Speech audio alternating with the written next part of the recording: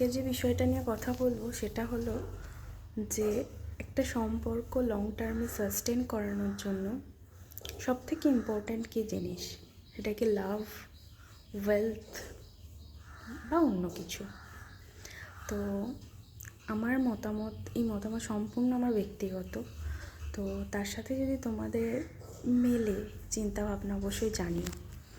তো আমার যেটা মনে হয়, একটা সম্পর্ক কতদিন সুস্থভাবে বেঁচে থাকবে তা সম্পূর্ণ ডিপেন্ড করে কিন্তু মিউচুয়াল রেসপেক্টের উপর।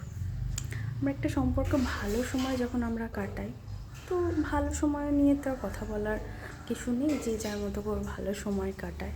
কিন্তু সম্পর্ক তখনই চ্যালেঞ্জিং হয় যখন আমরা লো ফেজ দেখি, খারাপ সময় যায়, সেটা বিভিন্ন কারণে, পারিপার্শ্বিক হোক, আমাদের ব্যক্তিগত কারণেই হোক, যে কারণেই হোক। সেই সময় আমরা একে অপরের প্রতি কী শব্দ ব্যবহার করছি, কতটা লো ফেজে যাচ্ছি, কতটা কটু কথা বলছি, আমাদের অ্যাটিটিউড কেমন হচ্ছে, এগুলো সব কিছু কিন্তু মনে গেঁথে যায়। যদি খুব খারাপ হয়, আবার সেই খারাপ সময় আবার সেইগুলো আবার উঠে উঠে আসে, কষ্ট হয়, অত সহজে ঝেড়ে ফেলা যায় না। তো আমার যেটা মনে হয়েছে, যদি আমরা একে অপরকে রেসপেক্ট করি, মিউচুয়াল রেসপেক্টটা থেকে থাকে, তাহলে কিন্তু আমি চাইলেও তাকে খুব কটু কথা বলতে পারবো না। খারাপ সময় খুব আজে বাজে, মানে বাবা তুলে, মা তুলে, পরিবার তুলে বলতেই পারবো না, কারণ আমি সেই মানুষটাকে সম্মান করি। কারণ একটা পরিবারে কিছু খারাপ হলে, তার বাবা খারাপ, তার মা খারাপ, বা পরিবারে কেউ খারাপ, তার হাতে সেটা নেই। কিন্তু আমি সেই মানুষটাকে যদি খুব সম্মান করি, যদি সম্মানের যোগ্য হয়, তো তাদের খারাপ, তার তো কিছু করার নেই, সেই মানুষটা তো সম্মানের যোগ্য।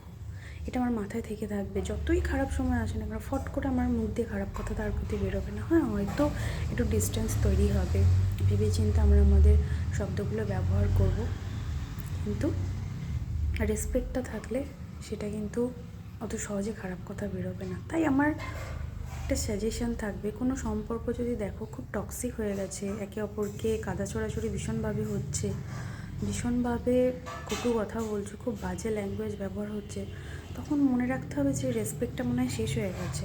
রেসপেক্টটা থাকলে এটা করা যায় না। একটা মানুষকে রেসপেক্ট করলে এতটা খারাপ কথা বলা যায় না। আর যদি মনে হয় যে হ্যাঁ আজ ঠিক হয়ে যাচ্ছে, কাল আবার আজ ঠিক হয়ে যাচ্ছে বা কাল আবার ঠিক হয়ে যাবে, ঠিক আছে, অবশ্যই সম্পর্ককে অবশ্যই চান্স দেওয়া দরকার।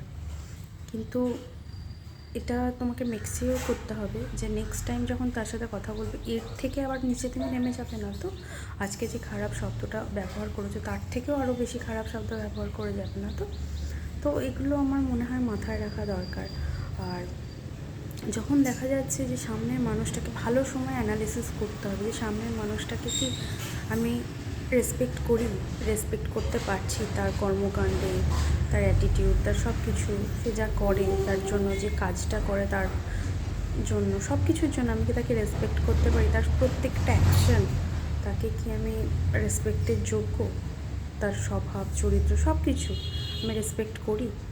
যদি রেসপেক্ট করি অবশ্যই, তাহলে আমি বলবো সম্পর্ক এগিয়ে নিয়ে যাওয়া দরকার, এবং সেটা খুব ভালো হবে ভবিষ্যতে। কিন্তু যদি সম্পর্কে রেসপেক্ট না থাকে, তাহলে কিন্তু ভবিষ্যতে খুব খারাপ হতে পারে। আর বৈবাহিক সম্পর্ক, স্পেশালি বৈবাহিক সম্পর্ক এমন হওয়া উচিত যেটা সবসময় মাথায় রাখবো যে আমাদের পরবর্তী জেনারেশন কিন্তু আমাদেরকে দেখবে।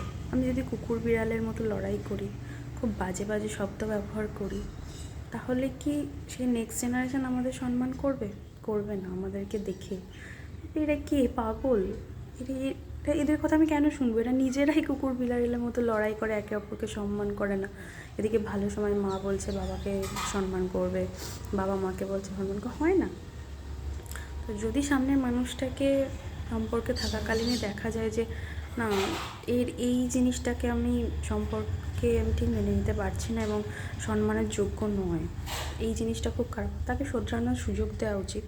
কিন্তু যদি বারবার দেখা যায় না, শোধরানোর কোনো ইচ্ছাই নেই এবং তাকে সম্মান করতে পারছি না, আমার মনে হয় সম্পর্ক থেকে বেরিয়ে আসা উচিত। ভবিষ্যৎটা খুব একটা ভালো না, বেশ অন্ধকার।